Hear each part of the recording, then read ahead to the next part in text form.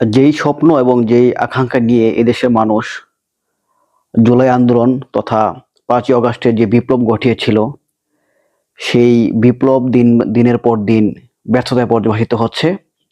বিশেষ করে ৫ই অগাস্টের পরে বাংলাদেশের রাজনীতিতে যা ঘটছে এবং বাংলাদেশের অর্থনীতিতে যা ঘটছে, সেটা আসলে কোনোভাবেই শুভনীয় কোনো জিনিস নয়।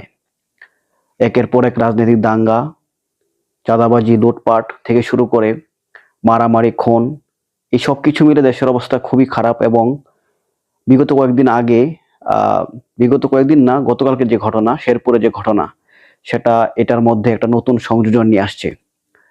যদি এরকম ভাবে চলতে থাকে তাহলে আসলে যে বিপ্লব, যে নতুন বাংলাদেশের স্বপ্ন আমরা বনেছিলাম, সেই স্বপ্নটা অবশ্যই স্বপ্নে থেকে যাবে। বাংলাদেশটাকে যদি আসলে আমরা সোনার বাংলা হিসেবে গড়তে চাই, তাহলে আমাদেরকে এই ধরনের রাজনৈতিক যেই বিশৃঙ্খলা, তারপরে হচ্ছে রাজনৈতিক যে প্রতিহিংসা, সেখান থেকে প্রত্যেকটা রাজনৈতিক দলকে বেরিয়ে আসতে হবে। আর না হয় এই দেশের অবস্থা আসলে কেমন হবে সেটা অনুমানই করতে পারছি।